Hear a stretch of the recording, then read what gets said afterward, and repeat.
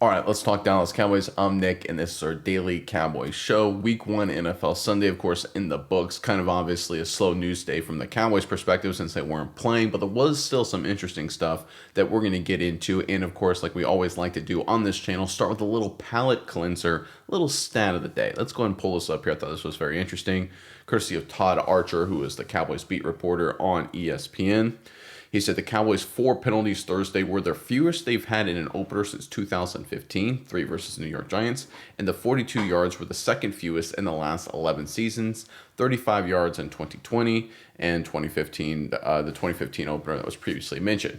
So when you talk about discipline and improving for Dallas, I think that was one of the goals. That was one of the hopes with the new coaching administration. And look, so far so good. And that was one of the themes I want to take away from that game as we get prepared for week 2.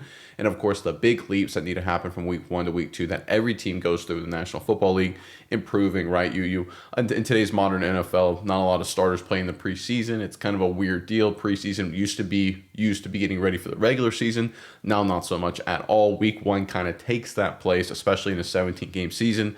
A lot of teams are willing to just kind of throw their hands up at week 1 and say, hey, we want to win. We're going to try and win. But look, we also got to figure some things out. And we came into week 1 from a Cowboys perspective and said, okay, we wanted to see a few things. And one of them was more discipline that had been promised from this new Schottenheimer regime. And so far, so good, checking the box in that department. And that's one of the big takeaways is that when it came to all of the high level things in week 1, one game, small sample size, of course, all of these boxes that we wanted to see checked, more creative offense, more disciplined physical play, all of those things that were sort of promised during the offseason actually showed up week 1. And I got to see it in week 2, week 3, week 4, and the rest of the season going forward. But again, this is just another data point here that's a good sign of what was the intent of the coaching staff and how the Cowboys actually played.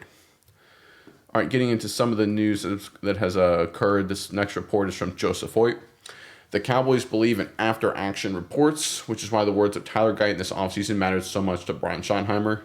Quote, he did his own, how Guyton's lesson learned were on display against Philadelphia, including his viral punch. For those of you who aren't familiar in a pass protection situation, I think I showed a clip of it in one of the videos for the past couple of days. He locked down a Phillies defensive end and had a really good strike to the chest area. You could sit there and say maybe it was to the head area, maybe it could have been a penalty. I'm going to sit there and say it went to the chest area. After all, it wasn't called. But Guyton overall had a solid performance. Not spectacular, but a solid performance. And definitely, after a up and down rookie season, to put it mildly, definitely showed a lot of strides. But I want to highlight a part of the article here, and it's a good read. So if you want to go check out the article, I highly recommend it. But this is from the piece here. This is a good chunk of it. I'll just read from it, and we can just kind of dive into it piece by piece.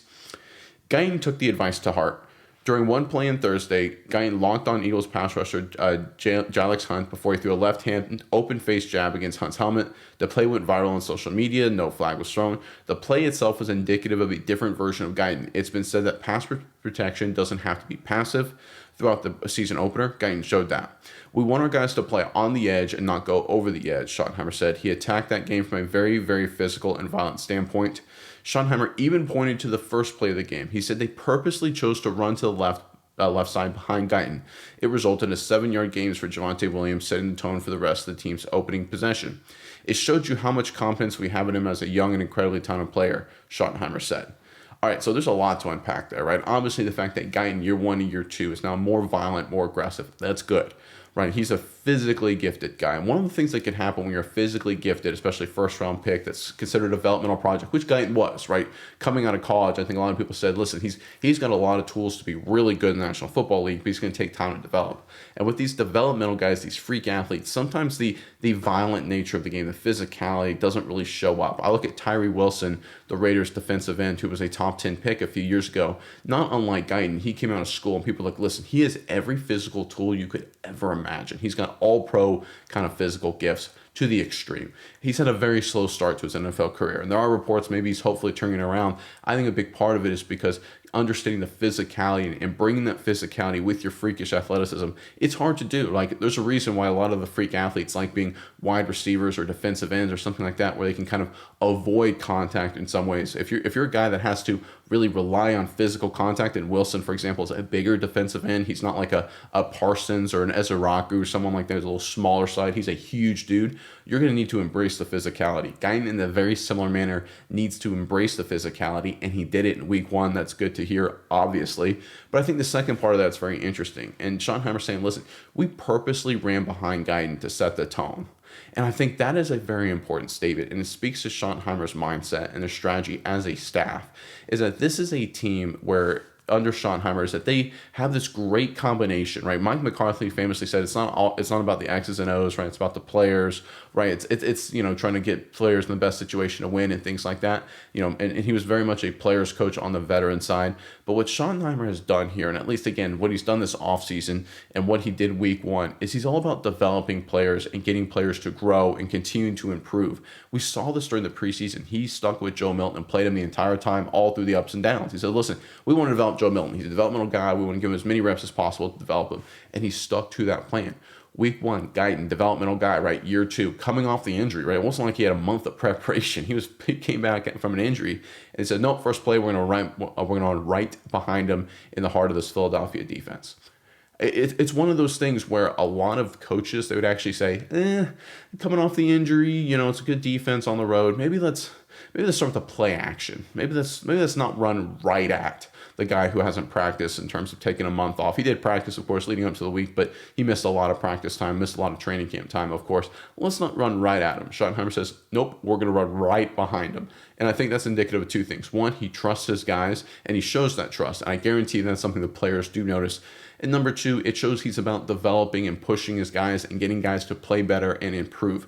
And that's one of the things that goes back to the mindset of this season for the Dallas Cowboys. They've got so many young players. I think I showed it a few days ago that the Cowboys have the youngest offensive line in football. They got one of the youngest defensive lines in football. That was before the Kenny Clark trade, so a little bit older now. Linebacking core has got a lot of youth, right? It's one of these things where it's a very, very young team. Even in the veteran guys, right? Dak Prescott really heavily weights it towards the older guys, but even a lot of the stars, the big name guys, CeeDee Lamb, I mean, he was a rookie in 2020, right? So it's not like he's been around 10 years.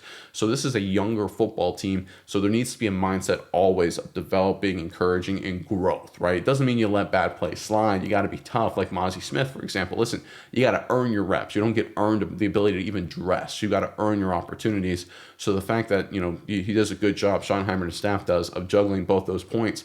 But I think the fact that he's always focusing on developmental play and always trying to get his players to improve and buy in is a really, really good strategy from Schottenheimer. But the report goes on to say there's still room to grow. Schottenheimer said there were points in the second half where Guyton lost a little bit of his technique against the Eagles. Schottenheimer uses those after-action reviews for his players. That will surely be on Guyton's. Still, the performance on Thursday instilled a lot of confidence in Guyton from himself and from the rest of the organization. Cowboys owner Jerry Jones was seen walk into a locker room with Guyton after the game. Jones had a message for him. I was so proud of him, Jones said. He had a rough first year to some degree, beginning as starting left tackle right out of college in your first year, but boy, he played well tonight. And again, this is one of those things that I think is very important. That I know a lot of people want to get focused on week to week and wins and losses this year for the Cowboys, and it matters, of course. And maybe the Cowboys will do very well, maybe they won't, maybe they'll be in some middle ground. Well, that'll obviously play itself out. But it's clear the Cowboys are taking a long-term approach with everything, right? You have coaches and owners. You have Jerry Jones talking about, hey, rookie's doing well. They're talking about Jerry Jones proud of the way the team played, right? It's one of these things where there's a definite culture shift, a culture mindset shift. Will it result in long-term success? I have no idea. Only time will tell. But it's very clear and very obvious. There is a definitive shift from what has happened basically the entire time of the past few decades with the Dallas Cowboys to now, right? It's a different culture, different environment to the millionth degree. Like it's like a completely different thing. And I think that's going to be interesting to see how it plays out over the coming weeks, months, and years, right? I believe Jerry Jones is going to give Schottenheimer a long leash here as he tries to implement a multi-year plan. All right, let's get into this report here from Ed Werder. This is from a report from Dak Prescott. Talking about Schottenheimer, he said, as a head coach, he did his job, and as a play caller, he gave us every opportunity, and he was dialing it up. It sucks that he didn't get his first win Thursday night in Game 1, but it's a long season, and he's going to get it. It's one of those things. I think the relationship between coach, offensive coordinator, and quarterback is obviously very important, and that's one of the things that's gone unnoticed. And, of course, Clayton Adams doesn't get any attention at all in Dallas. It was a great hire by the Cowboys. But we're seeing a very clear, again, it goes back to the point I made a second ago, a good relationship at every single level between the coaching staff and the players, right? You're talking about when it comes to developmental guys, right? Giving them opportunities and putting them in positions to grow and get better and develop and improve as players, right? Working with them, after action reports, being very developmentally minded, focused. I love that fact, right? Because then you factor in Dak Prescott, who's a veteran, who played very well against Philadelphia, who says, listen, man, we're on the same page here. Things were going good. It was good play calls. We just couldn't execute. We didn't do well enough to win the football game. Again, we're seeing a good alignment across the entire culture here. Will it result in a lot of success? I know I keep saying this. I don't know. But I definitely can tell you one thing for sure, and I think pretty much all you would agree with this, it's a completely different mindset than what we've seen in years past. Completely different mindset, right? In years past, it was all about, hey, can we make it easy for Dak? Or, hey, can we rest easy on players? Or, hey, how we can get prepared for the stretch run? I remember Mike McCarthy always used to talk about, we don't want to push players too early. We don't want to get injured. Or we're trying to set up ways to play for the stretch run or things like that. It was just a completely different mindset.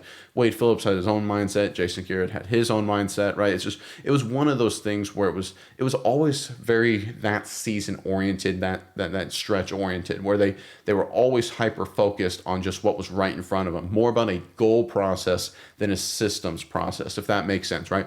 Their goal, for example, every action they did, their goal was to, hey, in 2023, can we win the division? Can we make a deep playoff run, right? That was always sort of the goal. Under Schottenheimer, it seems to be more about the process. It seems to be more about the system, the after-action reports from working with Schottenheimer and his staff with the players. We're talking about play calling, strategies, things like that.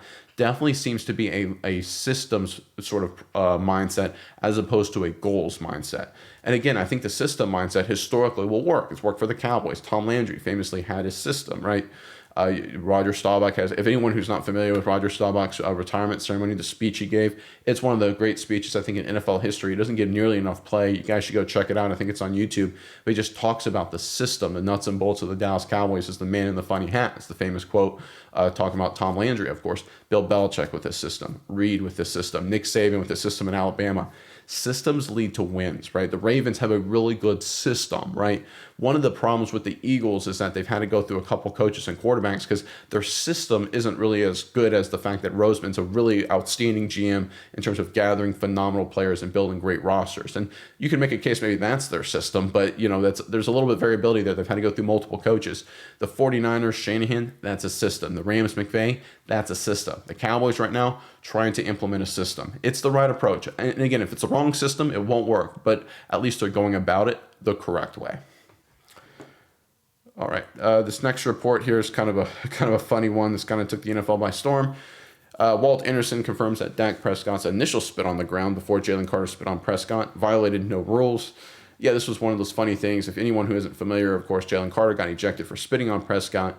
And prior to the play, Dak Prescott spit on the ground in the sort of general direction of Jalen Carter. That being said, Jalen Carter was about 15 yards away from his huddle, right next to the Cowboys huddle. So it was clear and obvious that it wasn't meant to be an attack on Jalen Carter. And in fact, Dak Prescott, you can see on the film, kind of like laughed out a little bit, like, hey, look at that right there. So again, Walt Anderson again confirms what we all know, that Jalen Carter was not very smart, and Dak Prescott was just spitting on the ground like players do 5 million times over the course of a game. There were some people that were like, oh, Dak spit first on the ground. Oh, Jalen Carter should not have got suspended. Look, Jalen Carter was an idiot. Like if I spit on the ground accidentally within 50 feet of somebody, I may laugh and say my bad, which was sort of what Dak Prescott was doing. And it was a competitive environment. He may be ribbing him a little bit. But if then someone comes out and spits in my face, yeah, you're just an idiot. And Jalen Carter just proved himself to not be very smart in that particular moment. I'm sure it's a learning example for him that I'm sure the Eagles coaching staff and Jalen Carter himself will use going forward. But I'm glad that the NFL came out and cleared this up. It kind of got buried a little bit because, again, anything that's not a massive anti-Cowboys headline never really gets a lot of play, especially when you get social media involved. But again, proving once again that, Dak Prescott, totally nothing he did here was considered instigating or inflammatory. So I'm glad the NFL actually cleared this up because there's a lot of not very smart people on social media that try to jump on this bandwagon that, Dak Prescott spit first kind of thing. All right, so this was an interesting report to highlight sort of what we're going to talk about today before we get to the comments. A lot of comments I want to hit to today. This is from a Sean Martin NFL account. He said, Jim, and when I was watching the Cowboys-Packers game, it was kind of a blowout, so I only watched the first half before I switched to the Rams-Texans, which was very entertaining, and despite being low scoring, the Seahawks 49ers game, which was not very entertaining, despite being really low scoring, but they were competitive games at least. Jim Nance and Tony Romo brought up how the Micah Parsons trade was received by the Lions and head coach Dan Campbell. Nance, it felt like they were more relieved Clark was gone than they were concerned that Parsons was coming to Green Bay. Now, obviously, Parsons played very well against the Lions, and the Lions lost lost big. They did not play well. The Packers played very well.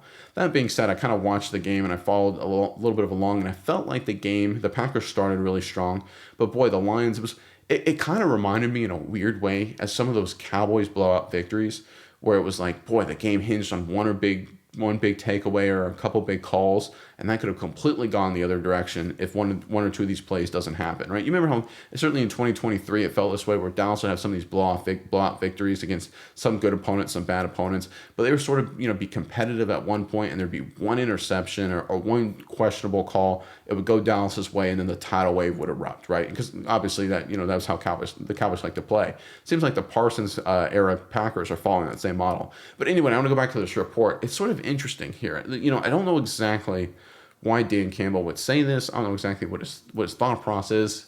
I think the reality is Parsons, I think, is a better player than Kenny Clark. I don't think there's any surprise there, because obviously the Packers were willing to trade Kenny Clark, spend a lot more money on Parsons, so they lost cap space. They traded Clark for Parsons plus dollars, essentially, and they gave up 2 first-round picks. So again, the Packers themselves view Kenny Clark to be significantly less of a player than Micah Parsons, and the Cowboys, again, wanting draft capital and things like that, said, well, agreed, and most people around the NFL would agree, and the analytics would agree. But I do think there is an element to the Kenny Clark hire and the focus on defensive line play, certainly among some teams, where it really matters more than an edge rusher.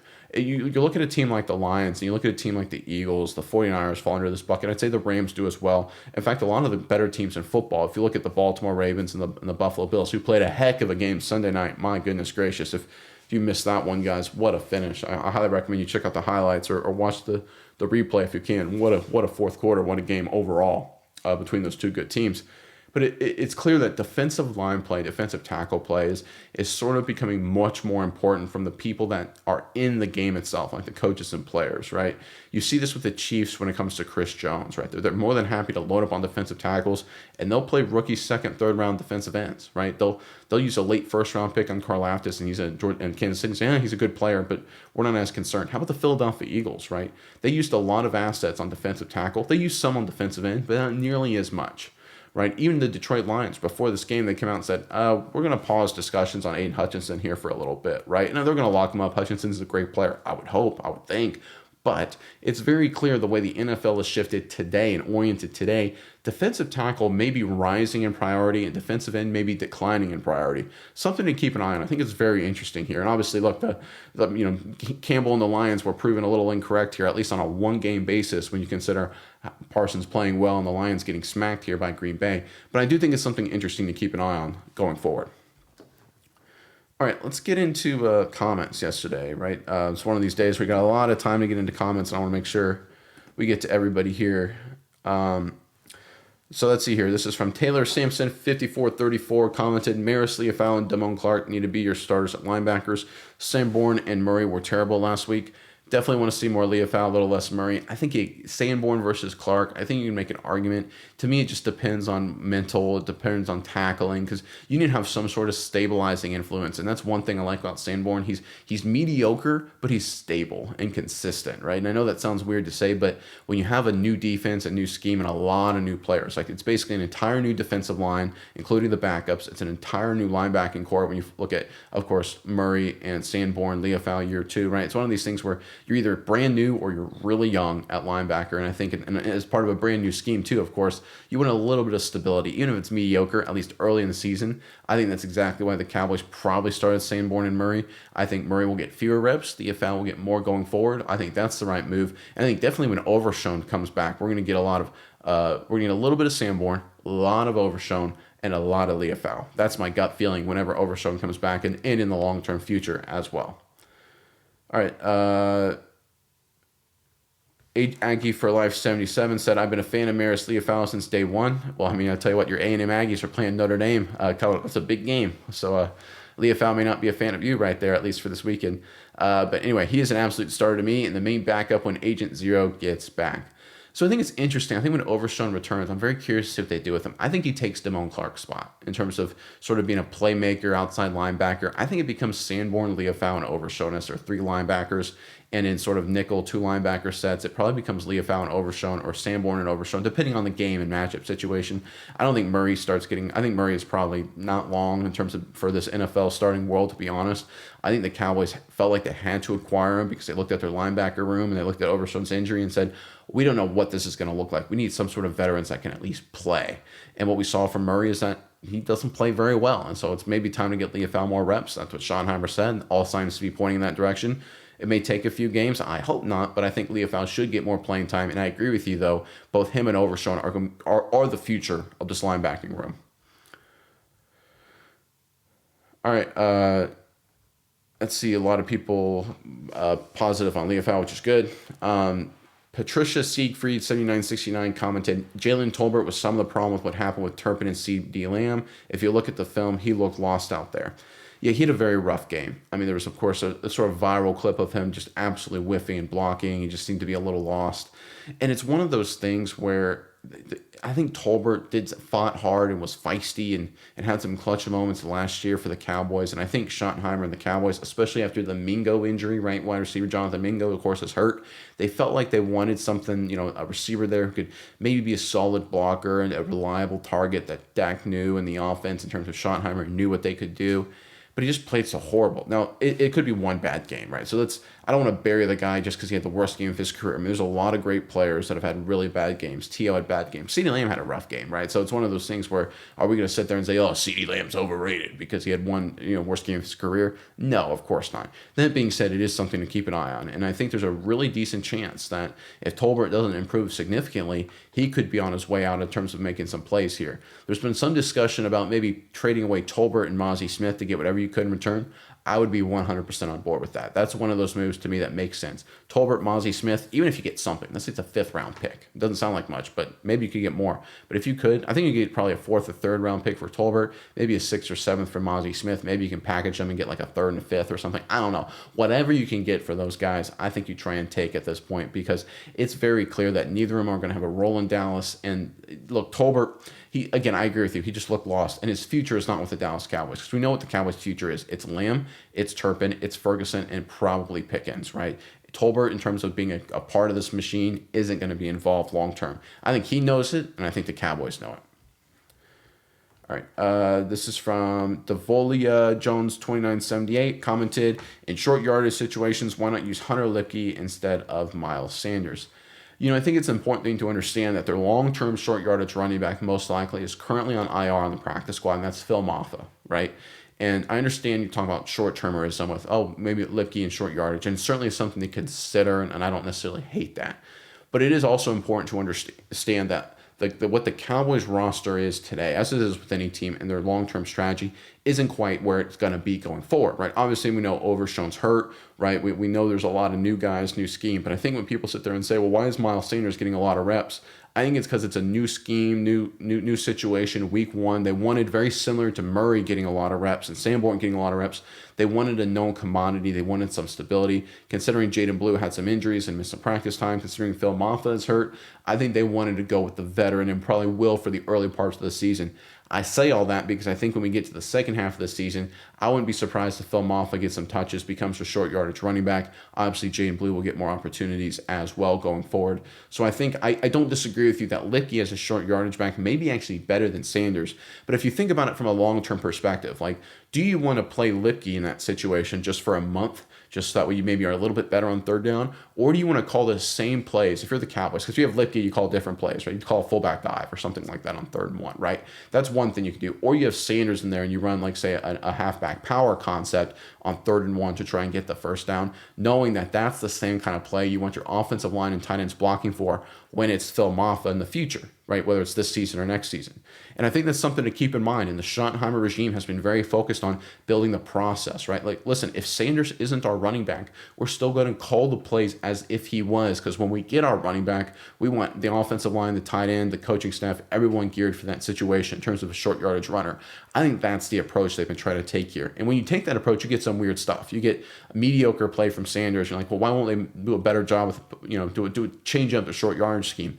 I think because they're trying to run run the scheme and the plays they're going to run with the players once they get him. That's very Tom Landry-esque, by the way. There's a famous, just for historical reference, when Landry took over the head coach of the Dallas Cowboys, of course, in 1960, they were god-awful terrible for a few years. Part of that was, of course, being an expansion franchise at the time. They got no advantages like modern expansion franchises do. The Cowboys were in a really tough situation. They had no roster to speak of for a number of years as they slowly had to build it out. But the other element Tom Landry famously did is that he implemented like 99% of his complex offense and defense, right? He was going to run the team. There's famous, right? Offensive coaches would literally just sit and wait for Landry to come into the film room until he was done coaching up the defense in the film room before he came in, because he says, we're going to do this way.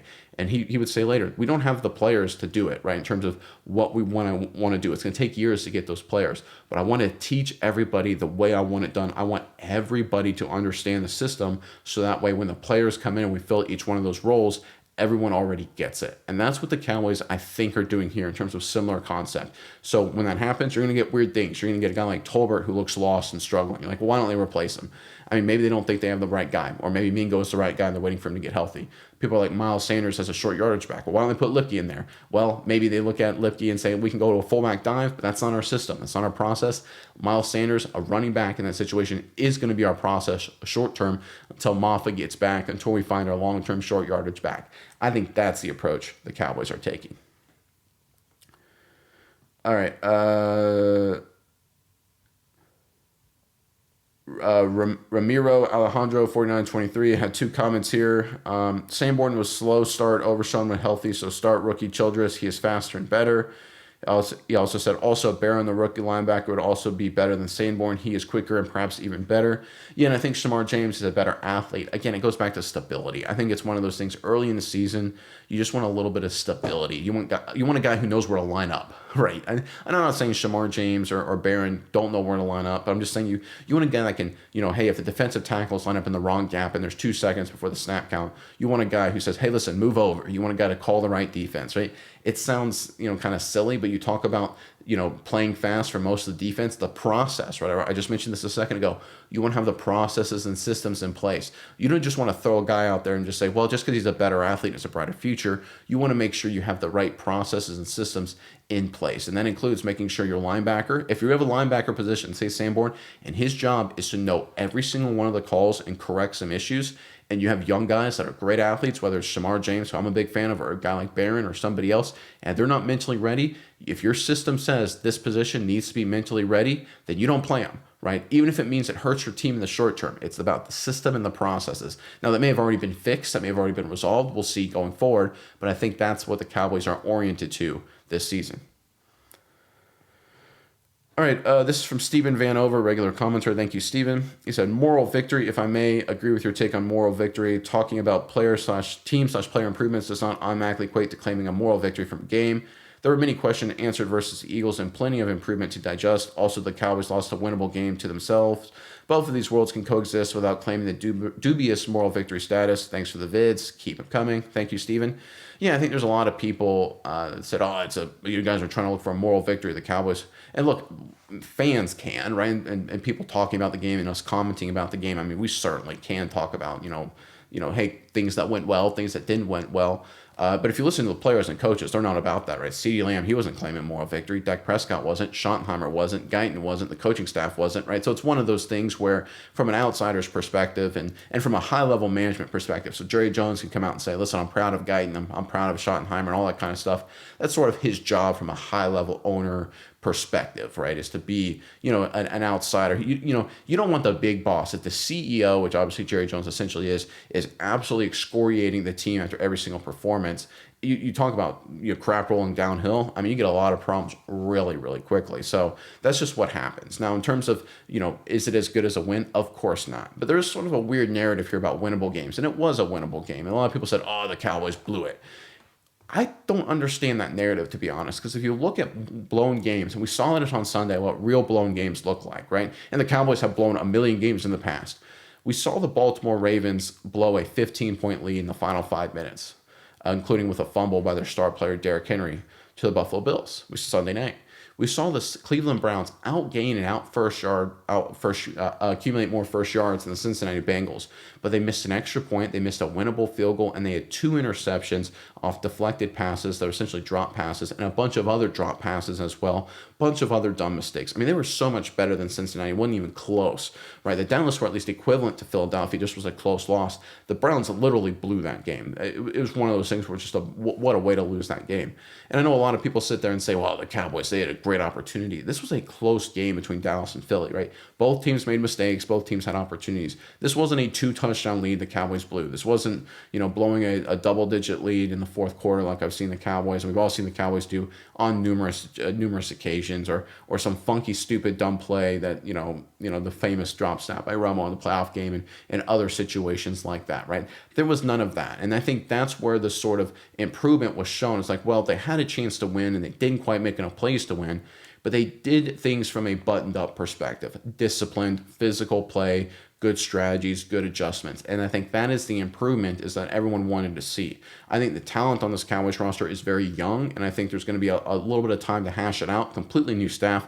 One thing to point on here real quick, if you look at the teams that did the best week one, it's the teams that had the most stability, right? Look at the Green Bay Packers offensively. They kept basically entire new staff. All they did was add another wide receiver. They look good. The Lions, on the other hand, lost both their coordinators, a lot of assistant coaches, a little volatility. It's what you expect, right? It's week one. These things are going to happen, right? You look across the National Football League, the teams that did the best, right, are the teams that had the most stability, the most consistency. The Houston Texans, offense looked really bad. Why? New coaching staff, rookie left tackle, a lot of new guys going around, right? It's going to happen. If you look at teams that really struggled offensively, even though they had some good players, it's all these guys with new staffs. It's all these guys with new quarterbacks or new receivers, new offensive linemen, whatever it may be. Week one is always going to be an era of volatility. The Cowboys, with that volatility, actually did pretty well. The Eagles, pretty much stable. They did have a new coordinator, but otherwise the structure and strategy of the team is pretty much in place. You would expect them pretty well, right? And that's the reality of week one in the NFL. Because of the way people treat preseason these days, used to be, right, you would use preseason to figure out all those issues. People don't anymore. And so what happens is week one and week two is kind of used for that. And look, in a 17-game season, you can kind of understand why. You'd rather figure out the kinks there and go through some issues and maybe win some games, as opposed to go figure out the kinks in the preseason, and if you win the game, it doesn't matter and you could get hurt, right? So it's one of those things, it's a trade-off that was made, whether you like it or hate it, that's just reality. But it's very clear the teams that did the best in terms of execution were the teams that were very stable, right, in terms of what happened over the offseason. The Cowboys, the exact opposite of stability and overall execution, they did pretty well. And I think that's a good, feather in your cap for a week one for Dallas, right? Obviously, got to see improvement going into week two and beyond.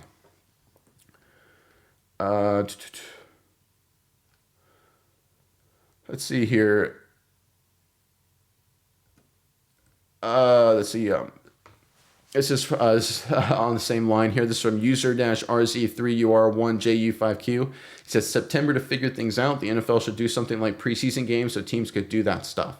That used to be how it was, right? You'd have starters that would play into the third quarter on pretty much every team in the third preseason game, back when there were 4 preseason games, 5th if you counted the Hall of Fame game. And I think it's one of those things that the teams, especially, the famous injury in 1999, right, with Trent Green blowing out his ACL for the Rams, worked out well for the Rams that Kurt Warner showed up. But people looked at injuries in the preseason and just said, nah, not worth it, right? And especially when a 17th game was added. It was one thing when it was 14 games, it made sense. And certainly when it was 16, you could make an argument. But once that 17th game was added, it was like, it's no point, right? We'll just roll the dice on week one, right? And we'll just figure out what happens there. Because guess what? Even when it was a 16-game season, the first 3 or 4 games of the season, you kind of had to figure yourself out anyway. So I think the NFL wanted the preseason to get teams ready for week one, and the teams over time, especially as more games were added, just said, nah, not worth it. And that's where we are, like it or not. This is from Anchors Away 9893. I didn't know you were an FCS player. I played 5A in Texas, now 6A in FCS also. I was thinking, damn, this guy knows what he's talking about. That's why. Love the channel. I will kind of talk out of my arse, maybe blind faith, but I think the Cowboys are in 2 places at once. Rebuild, couldn't agree more, but I do think these Cowboys can make a run, maybe a 91-ish run, I hope. A couple clutch picks, 2026, and we can do 1992 reimagined. Hopefully we don't fire the coach afterwards. Yeah, I think it's more 1990 than 1991 if you're going back to that comparison there. But I do think there's a chance, right? It's one of those things. There's enough good players there where the Cowboys could do some good things. I just think it's one of those when you're focused on the process and you're focused on the system. What happens is you don't maximize for today, right? It's one of those things, and anyone who's in corporate America understands this. You can kind of go two routes. You can do long-term investment for the health of your business, or you can do short-term incentivization to maximize sales or profits for like that quarter or that month or whatever, right? And you can't do both, right? And that's why you see teams go all in and be hyper aggressive, like the Packers, for example. They did not do anything for the long term. Long term, they are in trouble. But they maximize for the short term. There's going to be a lot of good in the short term because of it. The Cowboys are playing for the long term, obviously. Systems, processes, accumulating draft capital, and cap space. Now, it doesn't mean they don't want to win. Doesn't mean they can't win now. It's just where they're oriented, and that's towards the long term. And I think, yeah, I think a 1990 comparison, but there's a chance, right? You go, that is actually not a terrible thought. That you go 1991, what were they? I think 6-5 after 11 games, and they went on a run and made the playoffs. There's a chance the Cowboys maybe hover around 500, not unlike 2018, maybe in some ways, maybe a little bit below, then go on a little bit of a run. I could see something like that happening. I mean, that's far within the realm of possibility here for the Cowboys this season. Let's see here. This is from Craig Beal X71. Said, yeah, I definitely agree with the move. Talking about Leah Fallon getting more reps, Shamar James and Jack Shamborn, because Kenny Clark, Osa, Marshawn Nealon, James Houston, Donovan Z, and Dante Fowler all did an excellent job. Yeah, I think the defensive line play was definitely better. I think Solomon Thomas was sort of feast or famine, but he made some good plays. I think the group, it was far from perfect, but again, not bad. Right, especially the addition of Kenny Clark. So getting Leah found more playing time. I don't want to be surprised, guys. Let me go ahead and I'll throw a little a little teaser here. I don't think Leah Fowler is going to start week 2. I don't think so, but I think he's going to increase dramatically in snaps from maybe 6 to like 25, and I think that would be a step in the right direction because you got to earn it, right? If you're going to follow the Schottenheimer path of earning it, you don't go from 6 snaps to every snap. You say, listen, you're playing well. How about we go 6 from 20? Oh, you still did well. All right, now you get to start. Right, you got to follow the process, the system. Always important. This is from Maria9549. Earning the right to player. Talking about quoting Schottenheimer. Players can't make excuses. Love the consistent message by Shoddy. Absolutely. Let's see here. This is from Pablo Ramos. 420 said Miles Sanders shouldn't be on the field. Blue and Williams are running back 1 and running back 2. Eventually, yes. I think we understand that will be the long term, and that's just going to be the fact. It's just, again, the stability, I think, needing something week 1. This is from Delta 704. Let's finish it off with this guy here. Sanborn and Murray got cooked by the Eagles OC. Let's give him a couple more weeks to go with the program. Leah Fowler is very comfortable playing the Eagles. Probably would help them grade so highly. That's an interesting mindset. I mean, Leah Fowler did play a lot against Philly the last couple seasons. Again, I do want to give a little grace to Murray and Sanborn, right? We don't want to destroy them after week 1, and that's a very good point. But I think the reality is Murray and Sanborn, it's not like they were like all pros before or even like really good players before on their prior teams. The Bears for Sanborn, the Chargers for Murray. Murray was a disappointment with the Chargers, and Sanborn was sort of mediocre. He was just kind of stable and a decent little solid player. So again, they kind of lived up to their billing a little bit there. And I think you want to see, well, maybe they can improve and with a few more games. That's certainly possible. And that goes back to what I said a second ago about, Leah Fowler doesn't usurp Murray today, right? Doesn't go into week 2 and now Murray plays 0 snaps and Leah Fowler plays 60. I don't think that's what will happen. I think we'll just see an uptick, like maybe from 6 to 16 or 6 to 26 and a few less Murray snaps. That's my guess. And just if Murray continues to have some issues and Leah Fowler continues to do better, I think we'll continue to see Maris Leah Fowler get more and more and more repetitions as the weeks go on. But thank you for the comments, everybody. Yeah, so it's going to be we're into game week number 2 now. Going to be interesting to see how things shake out.